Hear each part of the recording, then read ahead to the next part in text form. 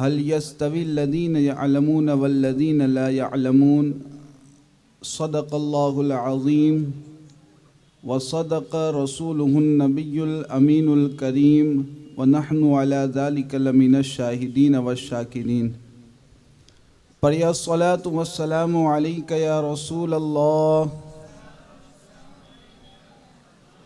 الصلاة والسلام علیک یا حبیب اللہ، السلام علیک یا حبیب اللہ، الصلاة والسلام علیک یا نبی اللہ، الصلاة والسلام علیک یا نبی اللہ، وعلى آلک وعلی آلک واصحابک واصحابک یا شفیعنا یوم الجزا۔ یا شفیعنا یوم الجزا۔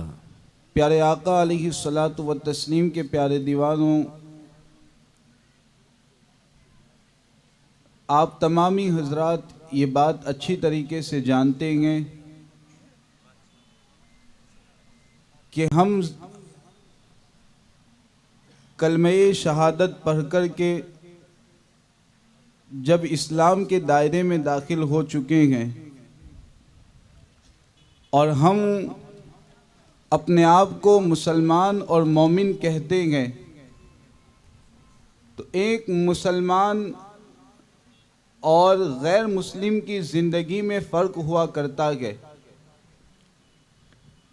جو شخص مسلمان ہوتا ہے، جو شخص مومن ہوتا ہے، اس کی زندگی کا حال یہ ہوتا ہے کہ اب اسے زندگی کے ہر پہلو میں اللہ تبارک و تعالیٰ کے احکام کی پابندی کرنا لازم اور ضروری ہوتا ہے۔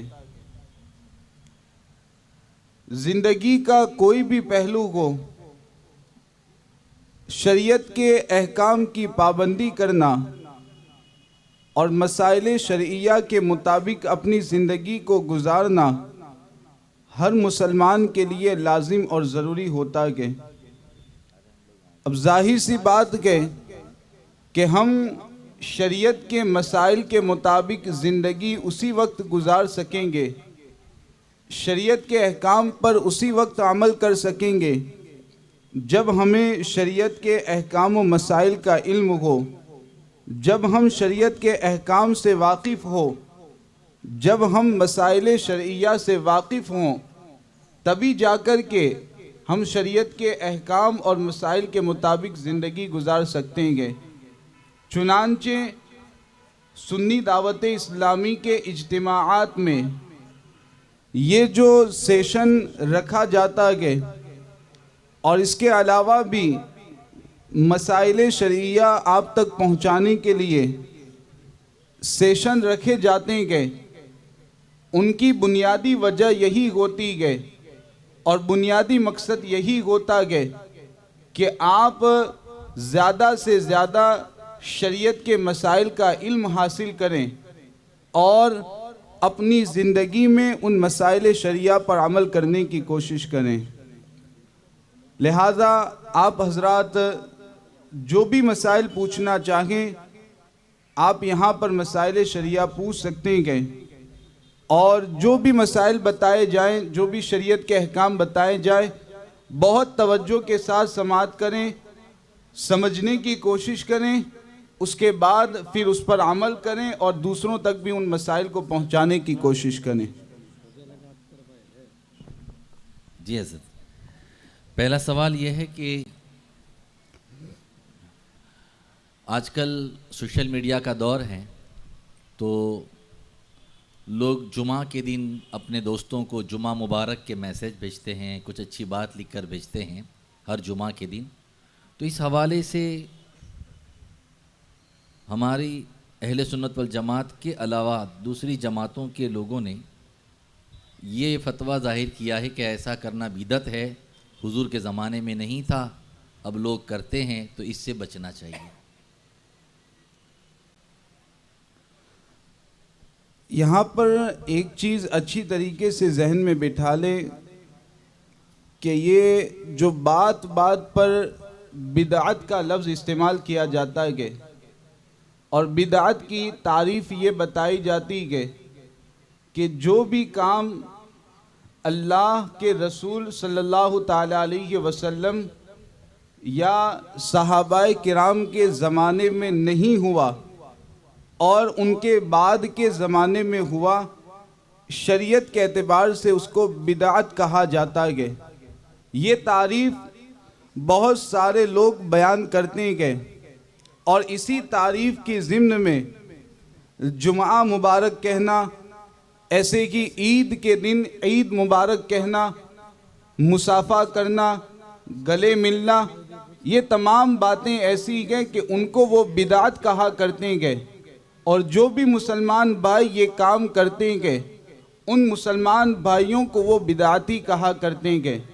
حالانکہ بدعت کی یہ تعریف جو بیان کی جاتی ہے وہ بالکل غلط ہے۔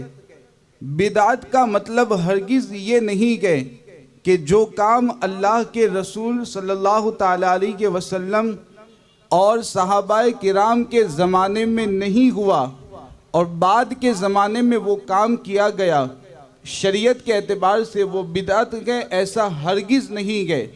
بدعت کا مطلب یہ ہے کہ حضور اور صحابہ کے زمانے کے بعد کوئی ایسا نیا کام، کوئی ایسی نئی بات کہ جو شریعت کے خلاف ہو، حضور علیہ السلام کی سنت کے خلاف ہو، حضور علیہ السلام کے طریقے کے خلاف ہو، ایسی نئی بات اگر ایجاد کی جائے تو شریعت کے اعتبار سے اس کو بدعت کہا جاتا ہے۔ یہ نہیں ہے کہ کوئی بھی کام حضور یا حضور کے صحابہ کے زمانے میں نہیں ہوا، بعد میں کیا گیا تو اسے شریعت کے اعتبار سے بدعت کہیں گے، یہ نہیں ہے۔ اس میں یہ چیز ضروری ہوتی ہے کہ اسلام کے احکام کے خلاف وہ نیا کام ہونا چاہیے، شریعت کے خلاف وہ نیا کام ہو تب جا کر کے اس کو بدعت کہا جائے گا۔ اب یہ جو جمعہ کے دن مسلمان بھائی آپس میں ایک دوسروں کو مبارکباد دینے کے لیے جمعہ مبارک کے میسج بھیجا کرتے ہیں یا عید کے دن عید مبارک کے میسج بھیجا کرتے ہیں، تو ظاہر سی بات ہے کہ جمعہ مبارک کا مطلب یہ ہوتا ہے کہ یہ جمعہ کا دن ہے جو برکت والا دن ہے، عظمت والا دن ہے، تو اس کی برکتیں آپ کو بھی حاصل ہو۔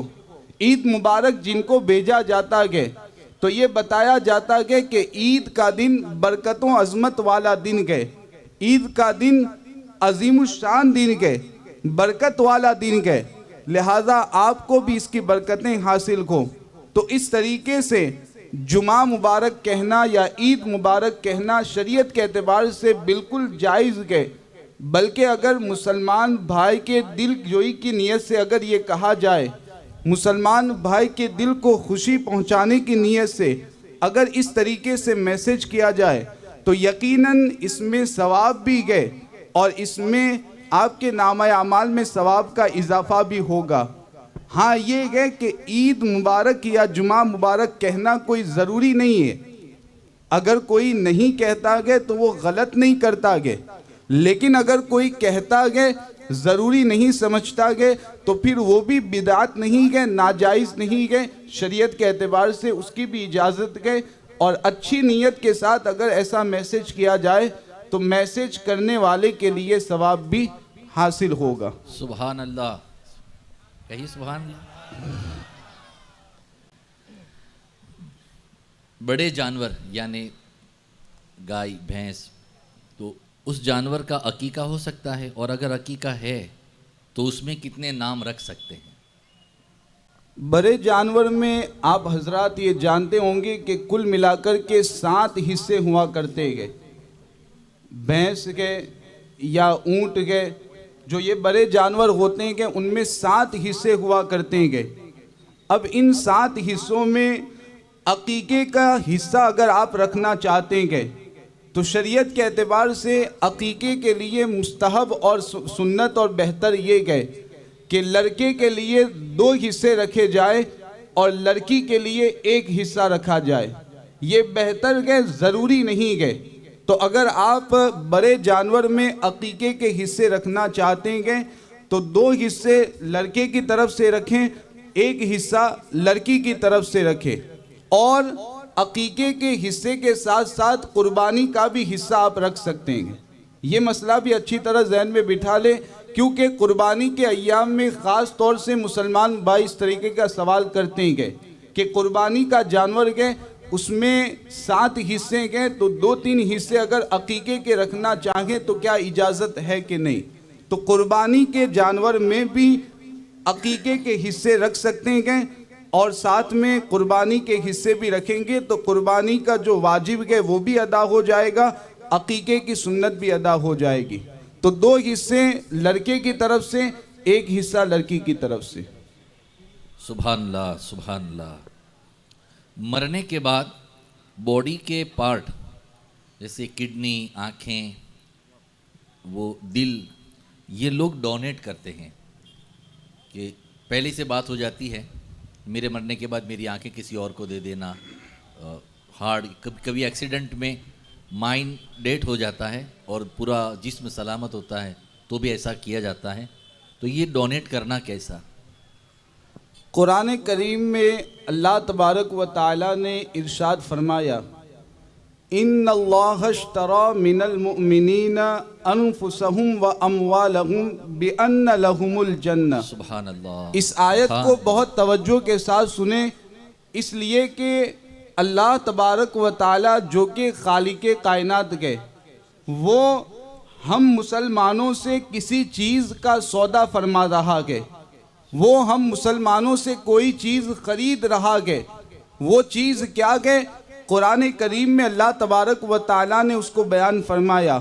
بہت توجہ کے ساتھ اس آیت کو ذہن میں بٹھا لیں اور اس آیت کا مفہوم اپنے ذہن میں بٹھا کر کے آپ یہاں سے جائیں اور اپنی زندگی میں انقلاب لانے کی کوشش کریں.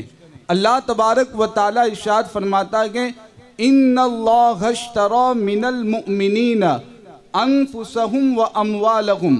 یقیناً اللہ تبارک و تعالیٰ نے ایمان والوں سے ان کی جانوں اور ان کے مالوں کو خرید لیا ہے.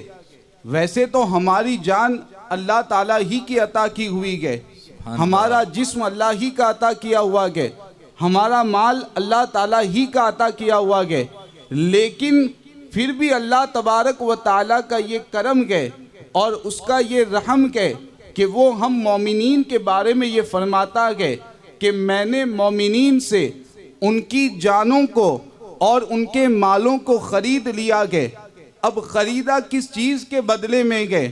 اللہ تبارک و تعالیٰ نے مومنین کو اس کے بدلے میں کیا عطا فرمایا؟ قرآن میں اللہ تعالیٰ نے اس کو بھی ذکر فرمایا ہے. آپ توجہ کے ساتھ سماعت کریں. اللہ تعالیٰ ارشاد فرماتا ہے بِأَنَّ لَهُمُ الْجَنَّةِ. سبحان اللہ نے مومنین کی جانوں کو خریدا، مومنین کے مالوں کو خریدا. کس چیز کے بدلے میں؟ اللہ فرماتا ہے بِأَنَّ لَهُمُ الْجَنَّةِ. اس کے بدلے میں کہ مومنین کے لیے آخرت میں جنت ہے. جنت دے کر کے اللہ تعالیٰ نے مومنین کی جانوں اور مالوں کو خرید لیا ہے. تو اب جب مومنین کی جانیں اللہ تعالیٰ کی ہو چکی، مومنین کا جسم اللہ تعالیٰ کا ہو چکا ہے، تو یہ جو جسم ہے بظاہر ہمارے پاس ہے، یہ جان بظاہر ہمارے پاس ہے، لیکن حقیقت میں اس جسم کا مالک اللہ تبارک و تعالیٰ ہے. اس جسم کے اندر جتنے بھی اعضاء ہے، ہماری آنکھیں کو، ہمارا دل کو، ہمارے ہاتھ ہوں، جتنے بھی اعضاء ہیں، ان تمام کا مالک اللہ تبارک و تعالیٰ ہے. جب اللہ تعالیٰ کی ذات ہمارے جسم کے اعضاء کی مالک ہے تو اب ہمارے لیے شریعت کے اعتبار سے اس کی اجازت نہیں ہے کہ ہم ان اعضاء کو کسی کو ڈونیٹ کر سکیں، ہم کسی کو بطور ہدیہ اور تحفہ کسی کو یہ اعضاء دے دیں. شریعت کے اعتبار سے اس کی اجازت نہیں ہے، بلکہ اللہ تعالیٰ نے ہمیں اپنے استعمال کے لیے دیے گئے تو ہم استعمال کر سکتے ہیں، کسی اور کو ہم عطا نہیں کر سکتے.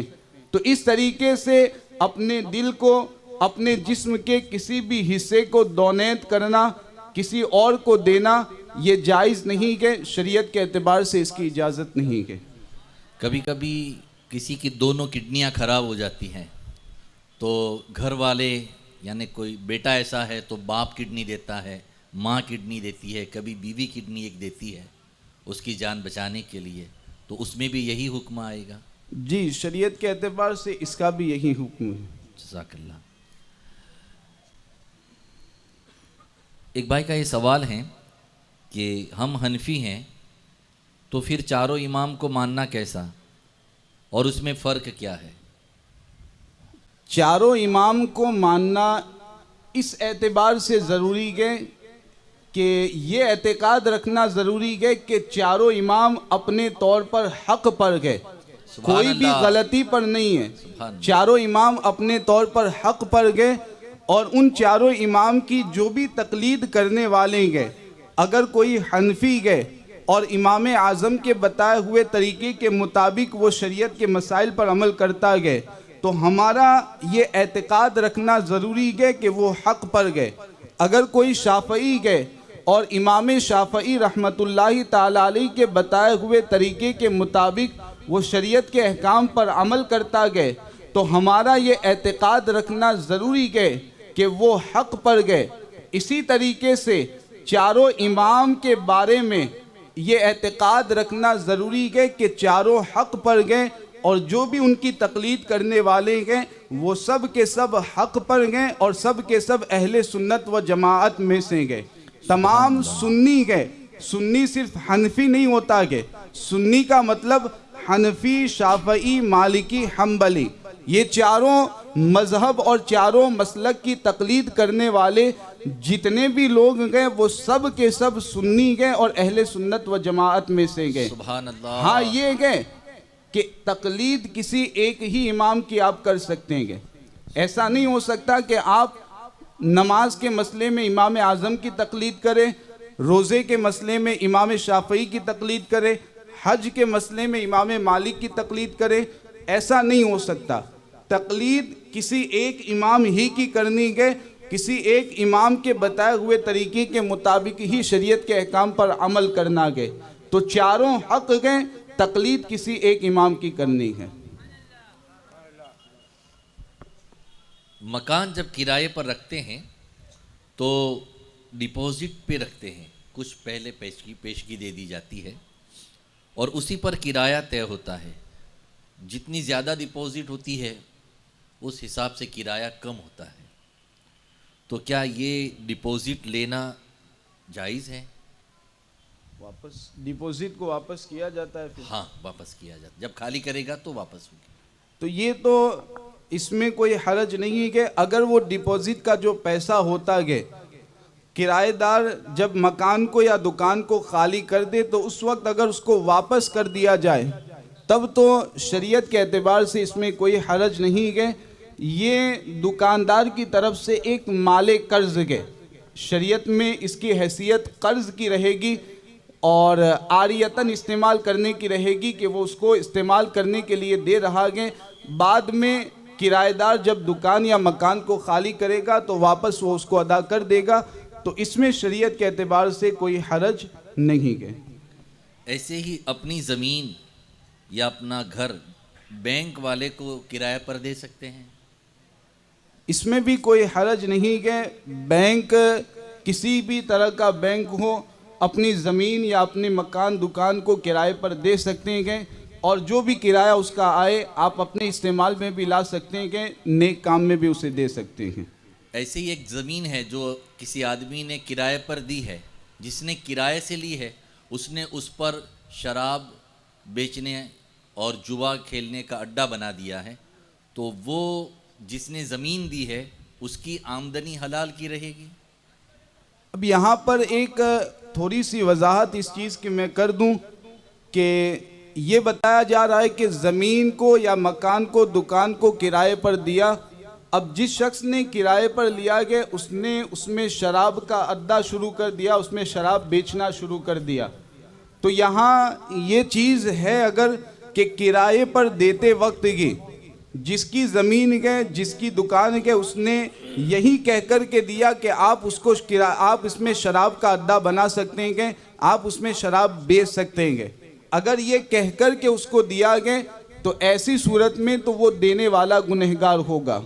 ہاں اگر اس نے ویسے ہی اس کو دیا گیا کہ استعمال کے لیے زمین اس کو دے دی، استعمال کے لیے کرائے پر اس کو مکان دے دیا، دکان دے دی، اس کو یہ معلوم نہیں تھا کہ یہ شراب بیچنے والا ہے، شراب کا اڈا شروع کرنے والا ہے، پھر بعد میں اس نے کرائے پر لینے کے بعد اس میں شراب بیچنا شروع کر دیا، شراب کا اڈا اس میں بنا دیا، تو ایسی صورت میں وہ جو زمین کا یا دکان کا مالک ہے وہ شخص گنہگار نہیں ہوگا۔ اگر پہلے سے معلوم ہے اور وہی شرط پر اور وہی کہہ کر کے اگر اس کو دیا کہ شراب بیچنے کے لیے میں آپ کو دے رہا ہوں، تب یہ منع ہوگا، وہ گنہگار ہوگا۔ اگر بعد میں اس نے اپنے طور پر شراب کی دکان اس میں کھول دی، پہلے سے کوئی بات نہیں ہوئی تھی، تو زمین کا اور کرائے مکان کا جو مالک ہے وہ شخص گنہگار نہیں ہوگا۔ جنازے میں چاروں طرف کان دینا یہ ہوتا ہے، مگر کچھ ایسے بھی لوگ ہوتے ہیں گھر کے قریبی جو جنازے کے بیچ میں چلتے ہیں آگے کی سائڈ، تو یہ چلنا کیسا ہے؟ اب شریعت کے اعتبار سے تو جو جنازے کو لے کر کے چلنے کا طریقہ بتایا گیا ہے وہ یہی ہے کہ اس کے جو چاروں طرف کے جو کاندھے ہوتے ہیں، کاندھا دینا جو ہوتا ہے چاروں طرف سے، تو شریعت نے یہی طریقہ بتایا کہ حضور علیہ الصلاۃ والسلام کی سنت سے بھی یہی طریقہ معلوم ہوتا ہے کہ چاروں طرف جو کاندھے دیے جاتے ہیں اسی طریقے سے جنازے کو لے کر کے چلنا چاہیے، تو بیچ میں کھڑا نہیں رہنا چاہیے، بلکہ اگر کوئی قریبی رشتہ دار ہیں تو وہ کسی ایک کاندھا جو دیتے ہیں تو کسی ایک طرف وہ لے کر کے چلے، باقی طرف جگہ بدلتے رہیں اور ایک طرف لے کر کے وہ چلتا رہے اگر بہت قریبی رشتہ دار ہے تو۔ لیکن نیچے کھڑا ہونا چونکہ سنت میں یہ طریقہ ہمیں نہیں ملتا ہے اور شریعت میں بھی یہ طریقہ نہیں بتایا گیا ہے، تو اس سے بچنا چاہیے اور جو طریقہ بتایا گیا ہے اسی کے مطابق عمل کرنا چاہیے۔ سبحان اللہ، سبحان اللہ۔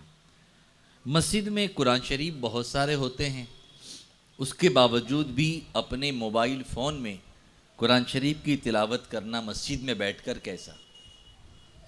یہاں پہلے تو یہ چیز ذہن میں رکھے، بہت سارے مسلمان بھائی یہ سمجھتے ہیں کہ موبائل کے اندر قرآن مجید کو رکھنا، جو ایپ قرآن مجید کا ہوتا ہے یا PDF فائل میں قرآن مجید ہوتا ہے، تو بہت سارے سمجھتے ہیں کہ موبائل میں اس طریقے سے قرآن مجید کو رکھنے کی اجازت نہیں ہے۔ بہت سارے ہمارے مسلمان بھائی یہ سمجھتے ہیں، حالانکہ شریعت کے اعتبار سے ایسا نہیں ہے۔ موبائل کے اندر ایپلیکیشن کی صورت میں، PDF فائل کی صورت میں قرآن مجید کو رکھ سکتے ہیں اور اس میں دیکھ کر کے آپ پڑھ بھی سکتے ہیں، پڑھنے کا اور تلاوت کرنے کا جو ثواب ہے وہ آپ کو حاصل ہوگا۔ اب رہا یہ سوال کہ الگ سے مسجد میں قرآن مجید رکھا ہوا ہے، پھر بھی اگر کوئی موبائل کے اندر قرآن کی تلاوت کرتا ہے تو یہ بھی شریعت کے اعتبار سے ناجائز و حرام تو نہیں ہے، یہ بھی ناجائز و حرام تو نہیں ہے، اس کو بھی موبائل میں تلاوت کرنے کا ثواب تو ملے گا، پڑھنے کا ثواب اس کو بھی ملے گا۔ ہاں بہتر یہ ہے کہ الگ سے جب قرآن مجید موجود ہے اور کوئی پریشانی بھی نہیں ہے، سفر وغیرہ میں نہیں ہے، مسجد میں موجود ہے، گھر میں موجود ہے، تو الگ سے جو قرآن مجید ہے اسی کو لے کر کے پڑھنا چاہیے، اسی کو ہاتھ میں لے کر کے تلاوت کرنی چاہیے۔ وجہ کیا ہے؟ بہتر ہونے کی وجہ کیا ہے؟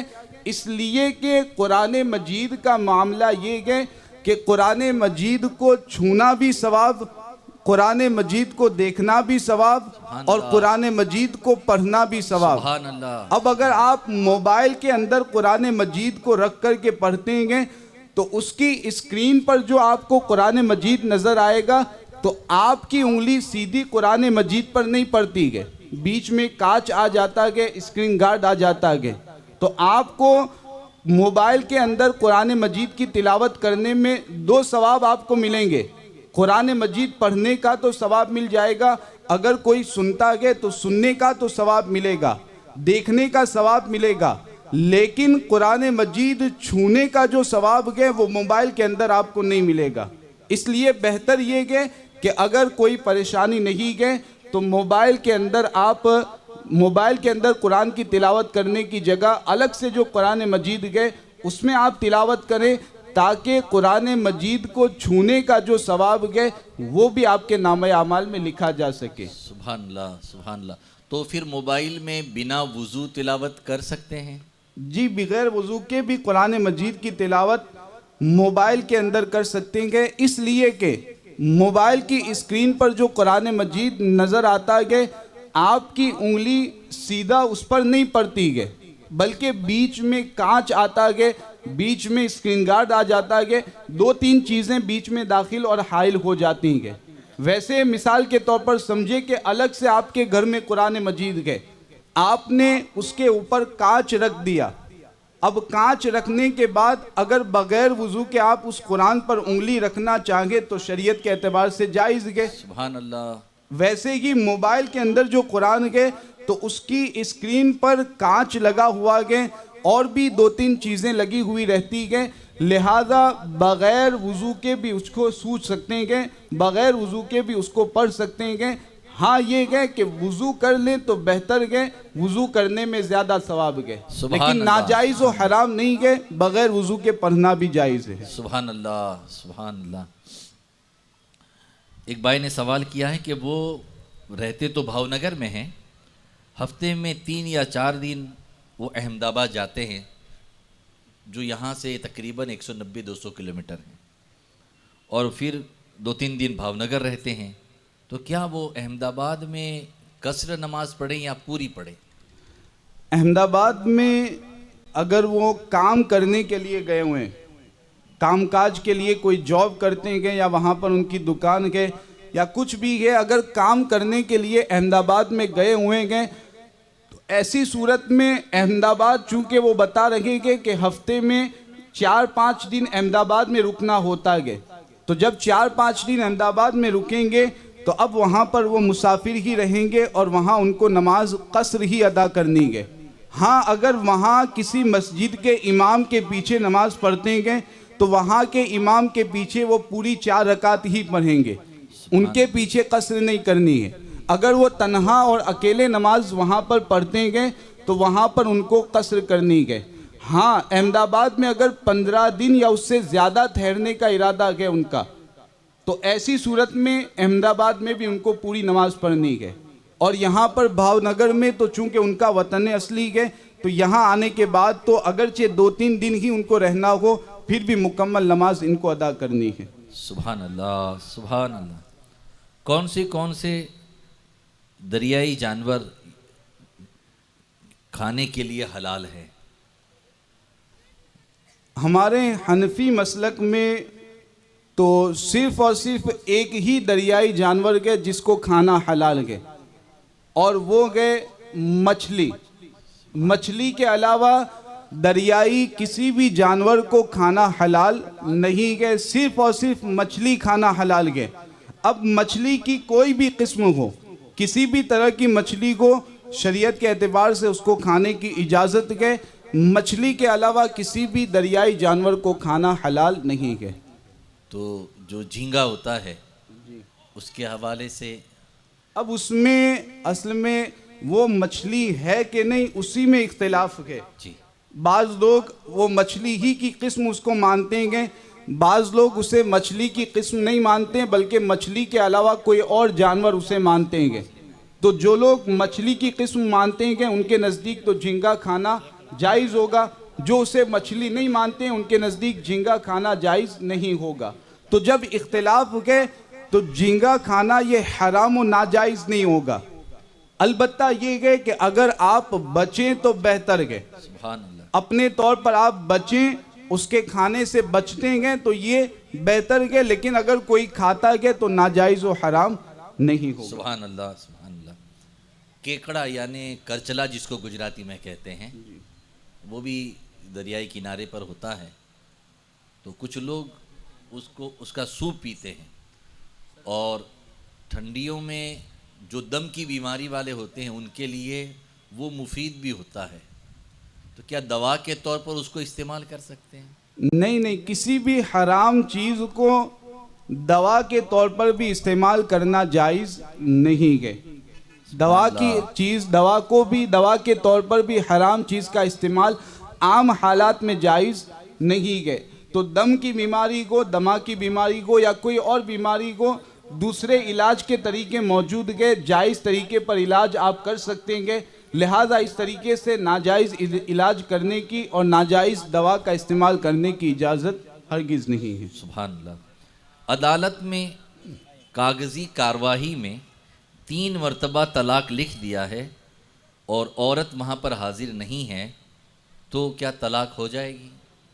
ہمارے بہت سارے مسلمان بھائی یہ سمجھتے ہیں کہ طلاق پڑھنے کے لیے عورت کا سامنے ہونا ضروری ہے. حالانکہ یہ مسلمان بھائیوں کی غلط فہمی ہے. شریعت کے اعتبار سے طلاق پڑھنے کے لیے عورت کا سامنے ہونا ضروری نہیں ہے. شوہر تنہائی میں بیٹھ کر کے، ایک کمرے میں بیٹھ کر کے اگر اپنی بیوی کو طلاق دیتا ہے، کوئی بھی موجود نہیں ہے، کوئی بھی سننے والا نہیں ہے، اس کی بیوی بھی وہاں پر موجود نہیں ہے، پھر بھی شوہر جیسے ہی طلاق دے گا تو بیوی کو طلاق پڑ جائے گی. تو یہ غلط فہمی ہے کہ عورت کا سامنے ہونا ضروری ہے تبھی جا کر کے عورت کو طلاق پڑے گی. اب یہ جو سوال کیا گیا کہ کاغذی کارروائی جو ہوتی ہے، طلاق نامہ جو کورٹ میں بناتے ہیں، تو اگر شوہر نے اپنی مرضی سے بنوایا یا اس کو بنایا گیا، پھر شوہر کو پڑھ کر کے سنایا گیا یا شوہر کو بتایا گیا کہ اس طریقے سے اس میں طلاق کے الفاظ لکھے ہوئے ہیں، پھر شوہر نے اپنی مرضی سے اس پر دستخط کی، تو ایسی صورت میں جتنے الفاظ طلاق اس میں لکھے ہوئے ہیں اتنی طلاق عورت کو پڑ جائے گی، اگرچہ عورت وہاں پر موجود نہ ہو. سبحان اللہ. پی ایف پروویڈنٹ فنڈ جو جمع ہوتا ہے وہ اپنا ہوتا ہے، لیکن آج کل اس میں ایک رولز ایسا ہے کہ اس میں آپ لون لے سکتے ہیں پی ایف میں سے. تو ایسی لون لے کر حج کے لیے جا سکتے ہیں؟ اس میں سے لون لیں گے تو ظاہر سی بات ہے کہ انٹرسٹ بھی دینا پڑے گا. ہاں، انٹرسٹ دینا پڑے گا، یعنی 2 لاکھ روپے لون لیتے ہیں تو اس میں اچھا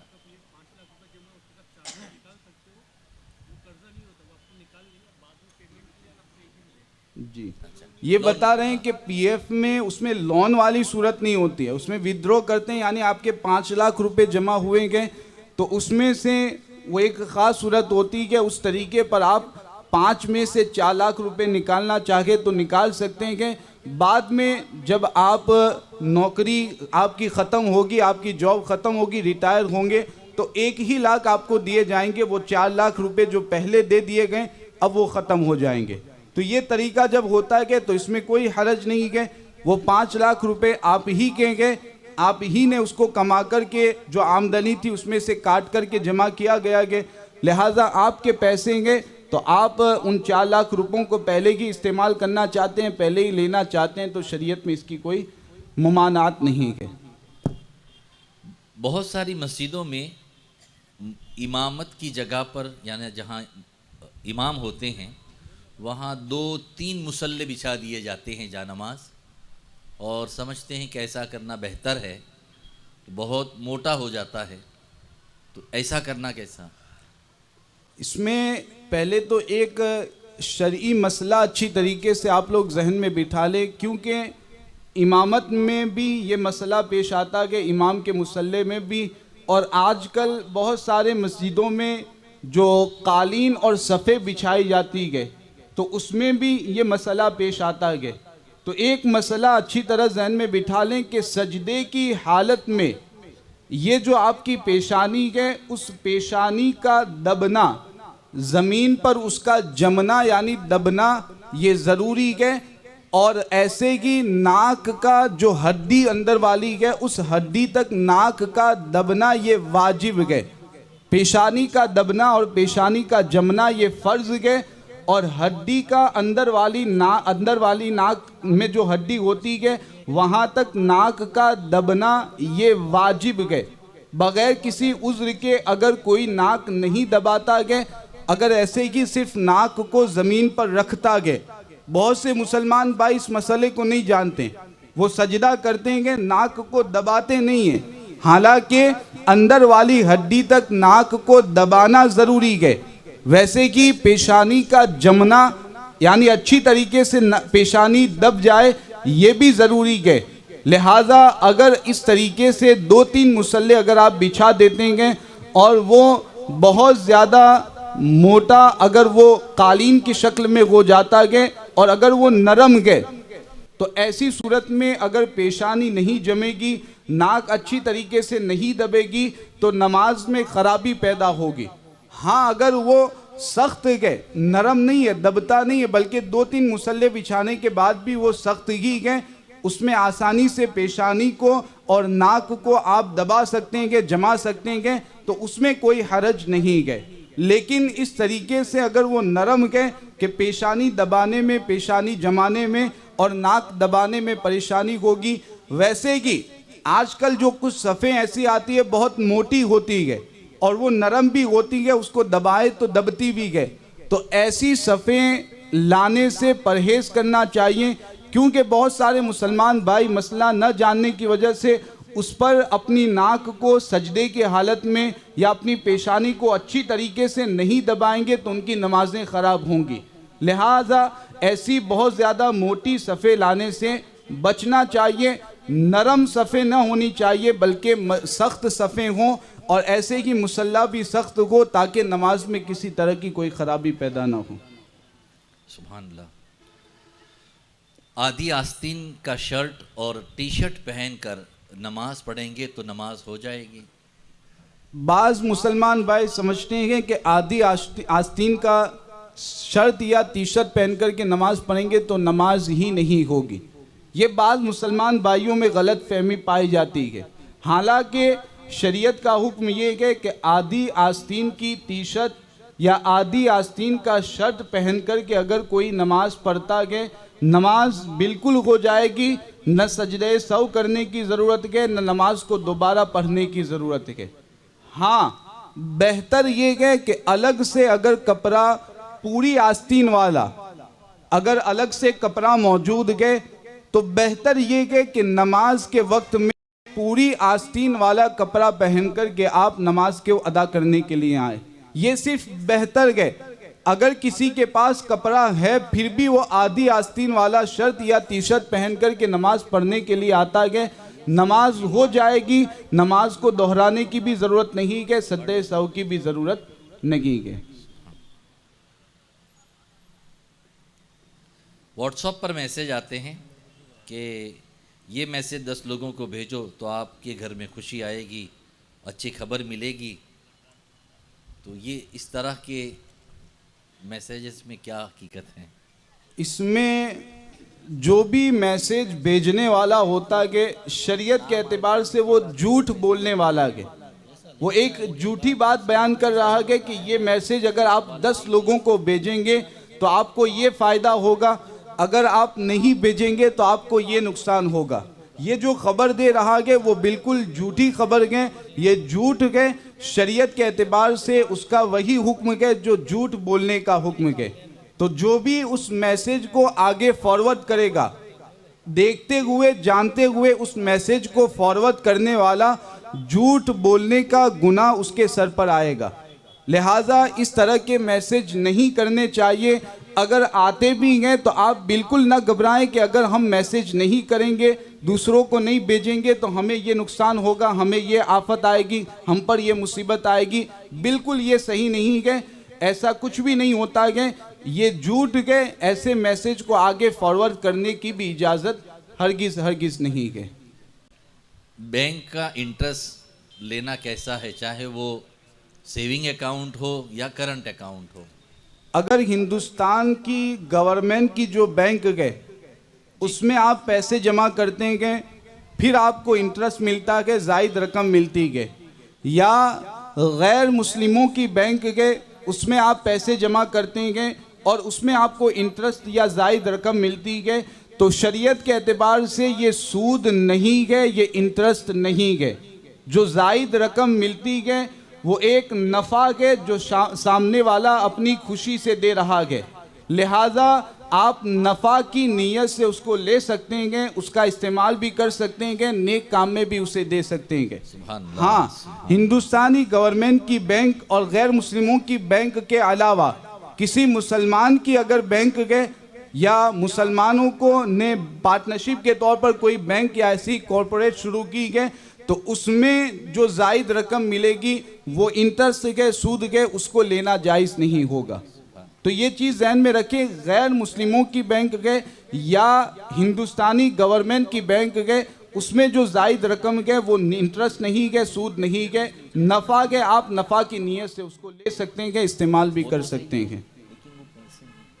جی حضرت، یہ پی ایف جو کٹتا ہے تو اس پر زکوٰۃ کب دینی ہوتی ہے؟ کیونکہ وہ مال تو ہمارا ہوتا ہے پر ہمارے پاس نہیں ہوتا ہے، تو اس پر زکوٰۃ کب اور کیسے دینی چاہیے؟ بہتر تو یہی ہے کہ ہر سال آپ کے جتنے بھی پیسے جمع ہو رہے ہیں ہر سال آپ اس کو بھی زکوٰۃ میں اس کا بھی حساب کر لیں اور اس کی بھی زکوٰۃ ادا کرتے رہیں۔ یہ طریقہ آسان ہے، بعد میں آپ کو پریشانی نہیں ہوگی۔ 20 سال بعد، 25 سال بعد، 30 سال بعد جب آپ کو پیسے ملیں گے تب پھر آپ کو زکوٰۃ کا پورا حساب کرنا پڑے گا، پورا کاؤنٹنگ کرنا پڑے گا، اس کے بعد پھر تمام سالوں کی زکوٰۃ ادا کرنی پڑے گی۔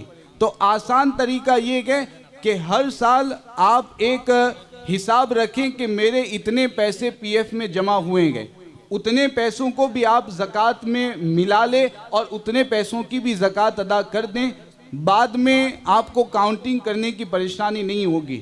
ورنہ اگر بعد میں 20 سال بعد، 25 سال بعد اگر آپ اس کی زکوٰۃ نکالنا چاہتے ہیں تو تمام سالوں کی زکوٰۃ اب دینا ضروری ہوگا۔ جب وہ پیسے آپ کو ملیں گے تو بقیہ تمام سالوں کی زکوٰۃ آپ کو دینا پڑے گا، حساب کر کے کاؤنٹنگ کر کے آپ کو دینا پڑے گا۔ تو آسان طریقہ یہ ہے کہ ہر سال اس کو بھی آپ ساتھ میں حساب کر کے نکالتے رہیں۔ سبحان اللہ، سبحان اللہ۔ ایک غیر مقلد نے ہمارے ایک سنی بھائی سے یہ سوال کیا ہے کہ جب سارے امام عظمت والے ہی ہیں تو تم امام اعظم ابو حنیفہ رضی اللہ تعالیٰ عنہ کو امام اعظم کہتے ہو تو باقی کے 3 ائمہ کی توہین ہوتی ہے، اس لیے آپ ان کو امام اعظم نہ کہیں۔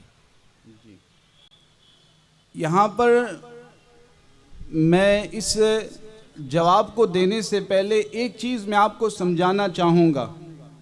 یہ جو لقب استعمال کیے جاتے ہیں اس لقب کا یہ مطلب نہیں ہوتا کہ قیامت تک کے لیے اور پہلے جتنے بھی لوگ ہو چکے ہیں وہ سب اس میں شامل ہو جائیں گے۔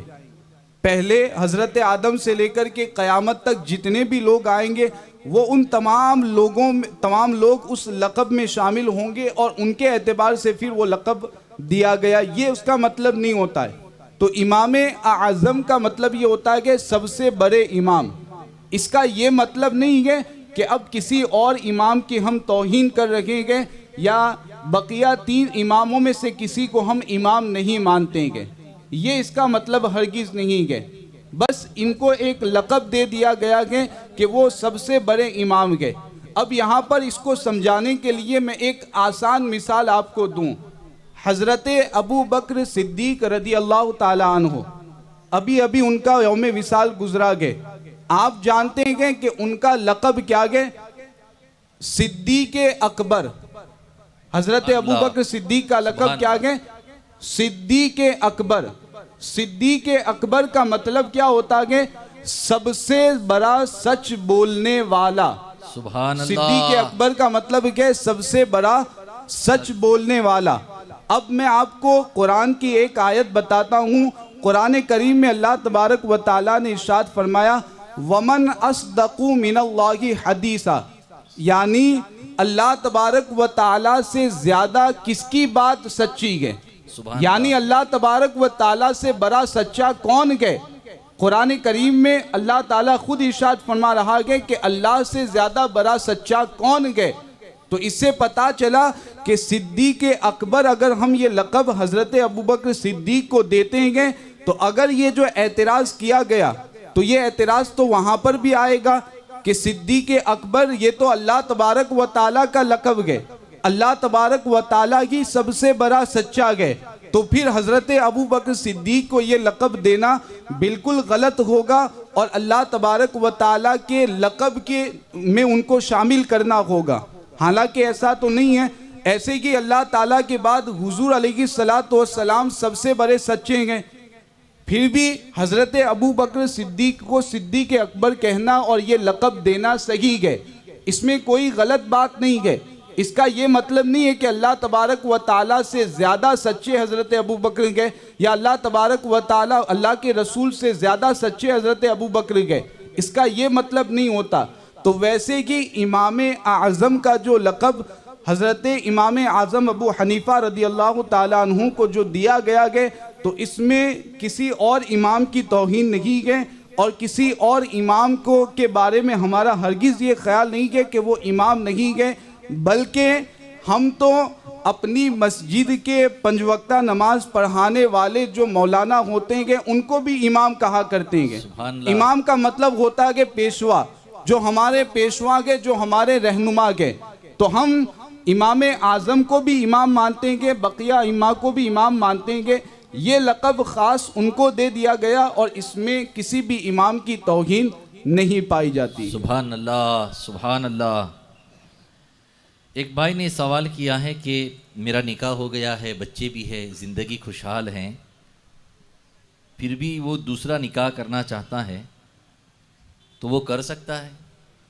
اگر واقعی ان کو دوسرا نکاح کرنے کی حاجت ہے، ضرورت ہے، یعنی دوسرا نکاح نہیں کریں گے تو پھر وہ گناہ میں پڑ جائیں گے، گناہ میں مبتلا ہو جائیں گے، ایسی حالت ہے، اور وہ دوسرا نکاح جو کرنا ہے اس کے حقوق بھی ادا کرنے کی طاقت رکھتے ہیں، یعنی دوسری بیوی کا جو بھی خرچہ پانی ہوتا ہے، نان و نفقہ ہوتا ہے، وہ اس کی ادائیگی کر سکتے ہیں، اس کا مہر ادا کر سکتے ہیں، ایسی حالت ہے۔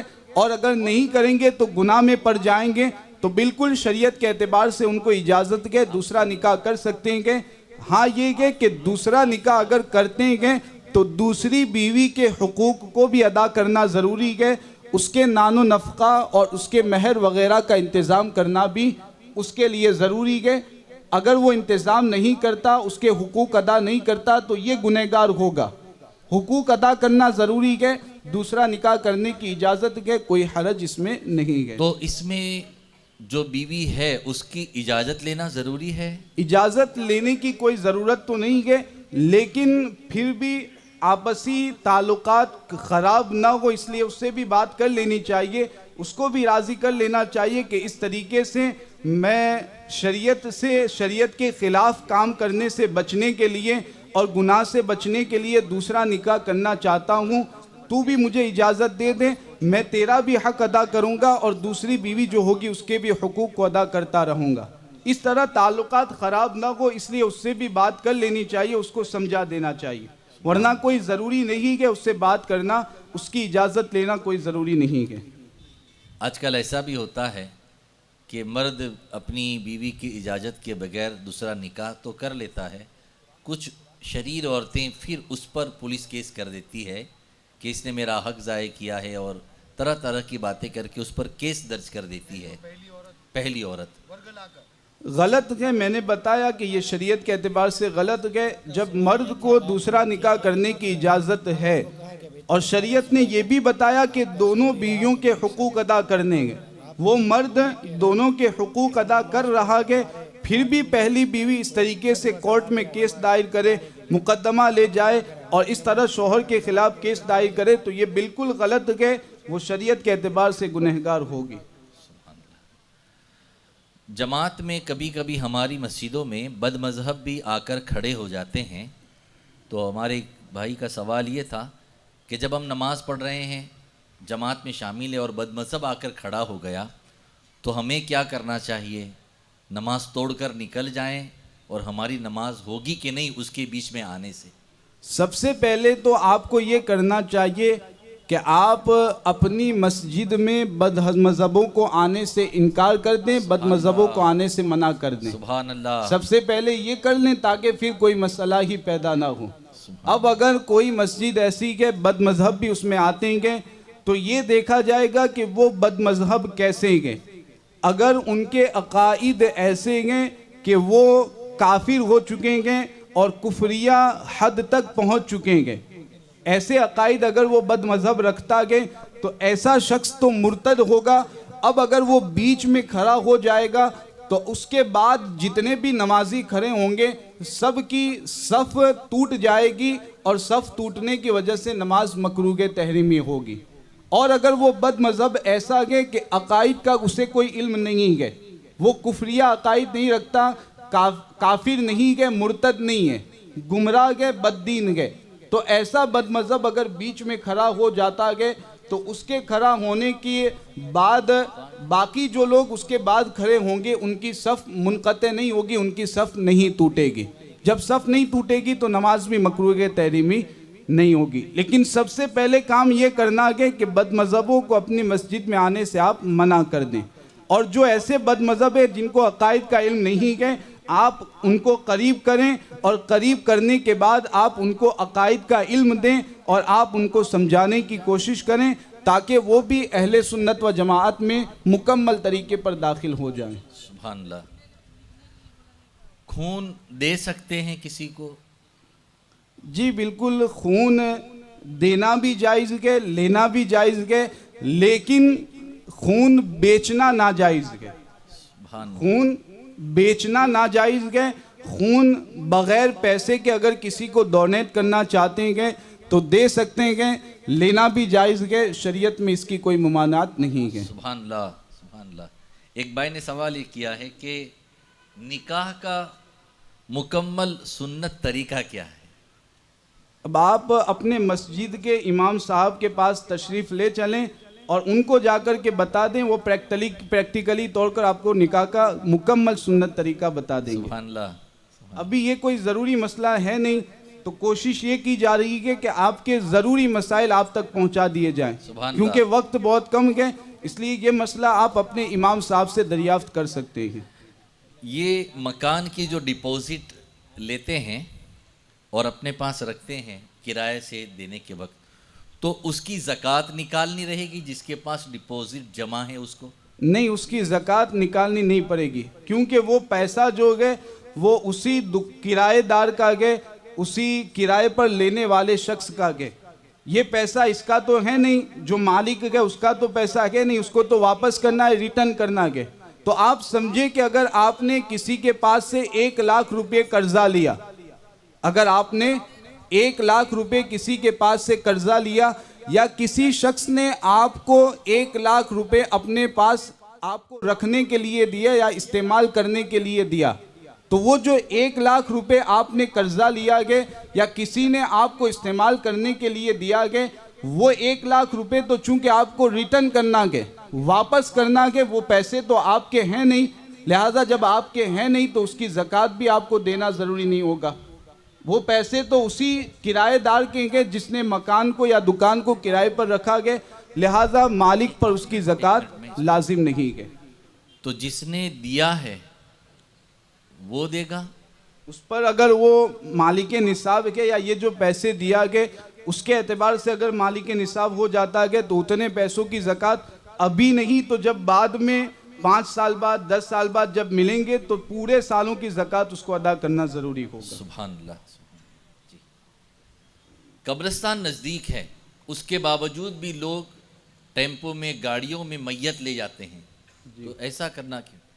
ناجائز و حرام تو نہیں ہے، لیکن آپ ایسا کام کر رہے ہیں کہ جس کی بنیاد پر آپ اپنے ثواب کو کم کر رہے ہیں، اس لیے کہ ٹیمپو میں اگر آپ لے کر کے جائیں گے تو جنازے کو لے کر چلنے کا جو ثواب ہے، لے جانے کا جو ثواب ہے وہ آپ کو نہیں ملے گا۔ لہٰذا اگر قریب میں قبرستان ہے تو گزارش یہی ہے کہ آپ پیدل اس کو لے جائیں۔ کیوں؟ اس لیے کہ پیدل لے جانے کا ثواب کیا ملے گا؟ اللہ کے رسول صلی اللہ تعالیٰ علیہ وسلم نے ارشاد فرمایا کہ جو جنازے کو لے کر کے چلے اور 40 قدم لے کر کے چلے، تو اللہ کے رسول صلی اللہ علیہ وسلم کے ارشاد کا مفہوم ہے کہ 40 قدم لے کر چلنے کے بدلے میں اس کے 40 گناہ کبیرہ معاف ہوتے ہیں۔ بہار شریعت میں یہ حدیث موجود ہے کہ 40 گناہ کبیرہ 40 قدم کے بدلے میں معاف ہوتے ہیں. تو اتنا بڑا ثواب ہے اور آپ اس ثواب کو حاصل کرنے میں پیچھے ہٹ رہے ہیں. لہٰذا گزارش یہی ہے کہ حتی الامکان پیدل لے جائیں, جنازے کو پیدل لے کر کے چلیں تاکہ وہ ثواب آپ کو حاصل ہو اور آپ کے نامہ اعمال میں نیکیوں کا اضافہ ہو. سبحان اللہ سبحان اللہ. آج کل کچھ چیزیں ہفتے پر ملتی ہے قسطوں پر اور اس کی قیمت تھوڑی زیادہ ہوتی ہے. تو یہ بھائی یہ پوچھ رہے ہیں کہ یہ زیادہ قیمت دینا کسی چیز کی وہ بیاج ہوگا؟ نہیں, وہ بیاج نہیں ہوگا. وہ پہلے ہی سے اس کی قیمت 10,000 کے بجائے آپ نے 12,000 طے کی. مثال کے طور پر کہ پہلے 10,000 اگر کیش دیں گے تو 10,000 اور قسطوں پر لیں گے, ہفتے پر لیں گے تو 12,000, تو اس کی قیمت ہی 12,000 گئے. یہ جو 2,000 زیادہ گئے یہ سود اور بیاج نہیں گئے. لہٰذا اس طرح ہفتے پر کوئی بھی سامان لے سکتے ہیں اور وہ جو زیادہ رقم آپ کو دینی پڑے گی وہ قیمت ہی گئے, وہ بیاج اور سود نہیں گئے. سبحان اللہ سبحان اللہ. آج کل ڈیجیٹل فوٹوگرافی اور ویڈیو شوٹنگ بھی ہوتا ہے, تو کیا اس کا کاروبار کر سکتے ہیں؟ اور ویسے بھی کوئی یوں ہی اپنے موبائل میں یا اپنے پاس کیمرے سے اس کو کر سکتا ہے؟ اس کے تعلق سے یہ جو ڈیجیٹل تصویر ہوتی ہے, ڈیجیٹل فوٹوگرافی ہوتی ہے, تو اس کے تعلق سے ہمارے اہل سنت و جماعت کے جو علماء ہیں ان کے درمیان اختلاف پایا جاتا ہے.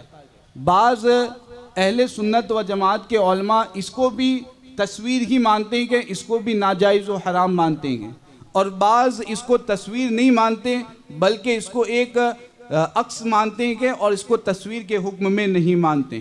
تو اس میں چونکہ اختلاف ہے, اب جو جس عالم دین کے مطابق عمل کرنا چاہے عمل کر سکتا ہے, اس کو اجازت ہے. بہتر یہ ہے کہ اگر آپ اسے بچیں تو آپ کے لیے اس میں اختلاف سے بچنا پایا جائے گا. لیکن ضرورت بھر اگر استعمال کرتے ہیں, جیسے ابھی مثال کے طور پر یہ دینی پروگرام ہو رہا ہے, دین کی باتیں آپ تک پہنچائی جا رہی ہے, تو اس میں ویڈیوگرافی ہو رہی ہے, اس میں ویڈیوگرافی کے ذریعہ پوری دنیا میں دین کی باتیں پہنچائی جا رہی ہے. تو کیونکہ اس میں ضرورت ہے تو ضرورت کی وجہ سے بالکل اس کی اجازت ہے, استعمال کر سکتے ہیں, اس میں کوئی حرج نہیں ہے. عام حالات میں آپ بچیں تو بہتر ہے, بغیر ضرورت کے اس کا استعمال نہ کریں تو بہتر ہے.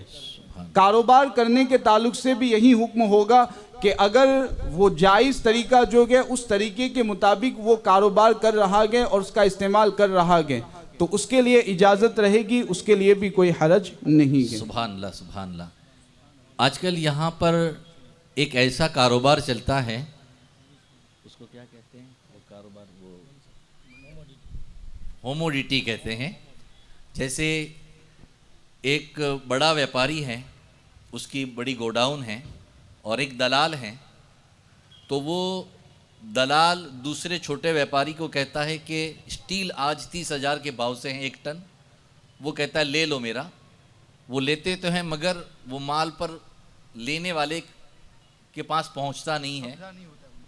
پھر شام میں وہ دلال کہتا ہے کہ ابھی بھاؤ بڑھ گیا ہے, 32,000 ہو چکا ہے, تو وہ کہتا ہے بیچ دو, اور اس کو ٹن کے حساب سے 2,000 کے حساب سے منافع دیا جاتا ہے, اور جو دلال ہوتا ہے وہ اپنی دلالی لے لیتا ہے. ہاں اگر چاہیں تو وہ مال کا قبضہ اس کو مل سکتا ہے, لیکن یہ سب کاغذ پر ہوتا ہے, لیتا نہیں ہے کوئی. ایسا کرنا کیسا؟ اب اس میں جو دلال بیچ میں ہوتا ہے وہ خریدار کی طرف سے وکیل ہوتا ہے, خریدار کی طرف سے وہ وکیل ہوتا ہے اس لوہے کو خریدنے کا. اب جب وہ خریدار کی طرف سے وکیل ہوتا ہے اور دلال تو وہاں پر موجود ہوتا ہے, دلال تو دکان میں جا کر دیکھتا ہے کیسا لوہا ہے اور اس کی قیمت کیا ہے وغیرہ سب کچھ وہ باتیں وہاں جا کر کے کرتا ہے, اور وہ جو لوہے کا مالک ہوتا ہے وہ پورا سودا فکس ہونے کے بعد یہ بھی کہہ دیتا ہے کہ اب آپ اس کو لے جا سکتے ہیں. یہ دلال سے کہہ دیا جاتا ہے کہ اب جب دلال سے اس سودا لینے والے نے اتنا کہہ دیا تو شریعت کے اعتبار سے جب اس کے سامنے وہ مال پڑا ہوا ہے اور وہ آسانی سے اس پر قبضہ کر سکتا ہے تو شریعت کے اعتبار سے اس مال پر دلال کا قبضہ ہو جائے گا۔ جب وہ بیچ میں وکیل گئے، وکیل کا قبضہ ہو گیا تو جو اصل مالک گئے، جو اصل خریدار گئے، جس کی طرف سے یہ دلال خرید رہا گیا، اس کا بھی قبضہ ہو جائے گا۔ جب قبضہ ہو جائے گا تو بے مکمل ہو گئی۔ اب وہ دکان کا مالک اس کو رہنے دیتا ہے کہ آپ یہاں پر مال رکھ سکتے ہیں، وہ اجازت دیتا ہے کہ آپ رکھ سکتے ہیں، وہ رکھتا گئے اور شام میں پھر کسی تیسرے کے ہاتھ اس کو بیچ دیتا گئے، تو اس میں کوئی حرج نہیں ہے، شریعت کے اعتبار سے کوئی خرابی نہیں ہے۔ لوہا آپ نے خریدا، خرید کر کے آپ کے وکیل نے کسی تیسرے کے ہاتھ بیچ دیا، قبضہ کر لیا، پھر کسی تیسرے کے ہاتھ بیچ دیا، تو یہ بالکل جائز ہے، اس کاروبار میں شریعت کے اعتبار سے کوئی خرابی نہیں ہے۔ لیکن اکثر و بیشتر یہ سارا معاملہ، یہ سارا بزنس صرف فون پر چلتا ہے، دلال وہاں موجود نہیں ہوتا، نہیں ہوتا بھی ہے اور نہیں بھی ہوتا ہے۔ دلال کو ایک مرتبہ وہاں جا کر کے سامان دیکھ لینا چاہیے اور اس سے بات چیت کر لینی چاہیے تاکہ اس کا قبضہ ہو جائے۔ جب قبضہ ہو جائے گا تو اب کسی دوسرے کو بیچنا چاہے تو بیچ سکتا ہے۔ تو یہ طریقہ اپنایا جائے کہ ایک مرتبہ وہاں جا کر کے اس سے بات چیت روبرو کر لیں، مال کو دیکھ لیں اور مال کے سامنے وہ اس طریقے سے پہنچ جائے کہ آسانی سے قبضہ کر سکتا ہے تو اس کا قبضہ ہو جائے گا۔ اور اگر نہیں کرے گا ایسا تو قبضہ کرنے سے پہلے ہی اس کو بیچ دے۔ ہاں، تو جیسے یہ دلال بھی وہاں نہیں پہنچا، جی وہ خریدنے والا بھی کہیں اور ہے، ساری باتیں فون پر ہو رہی ہے، وہ دلال بھی فون پر اس سے بات کر کے بات کر لی، اب ڈائریکٹ ہی بیچ دیا، نے دلال نے قبضہ تو کیا ہی نہیں تھا جی، اور سیدھا ہی پھر وہ بیچ دیتا ہے۔ تو وہ تیسرے کو کیسے بیچے گا؟ پھر وہ اسی طرح چل رہی ہے چینل، تیسرا لینے جائے گا وہ پھر ڈیلیوری ہو جاتی تو ہے۔ ڈیلیوری جو کرنے جائے گا وہ تو اس کا وکیل ہی ہوگا نا۔ جی، میں نے آپ کو کہا کہ فلاں جگہ جا کر کے آپ سامان لے کر کے فلاں کو پہنچا دیجئے، تو آپ میرے بیچ میں وکیل ہو گئے نا۔ جب وکیل ہو گئے تو آپ بھی قبضہ کریں گے تو وہ قبضہ میری ہی طرف سے ہوگا۔ تو وہیں میں کہنا چاہوں کہ کوئی سامان پہنچانے تو جائے گا تیسرے کو بھی، تو بیچ میں کوئی نہ کوئی تو ہوگا جس کو آپ کہیں گے کہ وہاں جا کر کے سامان لے لو اور فلاں کو پہنچا دو۔ تو یہ جو آپ کہہ رہے ہیں کہ سامان لے لو، تو آپ نے اس کو قبضہ کرنے کا وکیل بنا دیا، اب وہ قبضہ کرے گا تو آپ کا قبضہ ہو گیا، اب پہنچانے کا وکیل بھی آپ نے بنایا گیا تو وہ اس کو پہنچا دے گا، تو قبضہ تو اس میں ہوگا ہی، کیونکہ پہنچائیں گے تو کسی نہ کسی آدمی کو تو آپ بھیجیں گے وہاں جانے کے، وہاں قبضہ کرنے کے لیے، وہاں سے پہنچانے کے لیے، تو وہ جو جا کر کے آپ اس کو کہیں گے کہ میری طرف سے لے لو، تو یہ لینا اس کی طرف سے قبضہ ہو جائے گا، پھر پہنچائے گا تو وہ پہنچانے کا بھی وکیل گئے، تو اس لیے کوئی خرابی اس میں نہیں ہے شریعت کے اعتبار سے۔ جی، آخری سوال، کیونکہ سوالات تو بہت ہیں، کسی بھی کاروبار میں زیادہ سے زیادہ منافع کتنا لے سکتے ہیں؟ شریعت کے اعتبار سے تو ویسے منافع کی کوئی مقدار متعین نہیں ہے۔ 1 روپے کی چیز 100 روپے میں بھی اگر آپ بیچنا چاہتے ہیں، سامنے والا لینے کے لیے راضی ہے، آپ نے کسی طرح کا کوئی دھوکہ نہیں دیا، جھوٹ نہیں بولا، تو 1 کی چیز 100 میں بھی آپ بیچ سکتے ہیں، ناجائز نہیں ہے۔ لیکن شریعت کے اعتبار سے حکم یہ ہے کہ مسلمان بھائیوں سے اگر آپ سودا کرتے ہیں تو آپ اتنا ہی نفع لیں جتنا نفع عام طور پر چلتا ہے، آپ بہت زیادہ نفع نہ لیں، کیونکہ سامنے آپ کا مسلمان بھائی ہے، اب آپ اس مسلمان بھائی سے زیادہ نفع لیں گے تو اس کے زیادہ پیسے جائیں گے، لہذا سامنے اگر مسلمان بھائی ہے تو اس سے بہت زیادہ نفع نہیں لینا چاہیے۔ اگر آپ عام طور پر جتنا نفع چلتا ہے اتنا یا اس سے کچھ زیادہ 10 روپے نفع لوگ لیتے ہیں کہ آپ نے 15 روپے نفع لے لیا، تو اس میں کوئی حرج نہیں ہے، یہ ناجائز نہیں ہے، لیکن بہت زیادہ نفع مسلمان بھائی سے نہیں لینا چاہیے۔ ہاں، مسلمان کے علاوہ اگر کوئی آتا ہے تو آپ جتنا چاہے اس سے نفع لے سکتے ہیں، کہ کوئی حرج نہیں ہے۔ سبحان اللہ، سبحان اللہ، جزاک اللہ مفتی صاحب، نماز عصر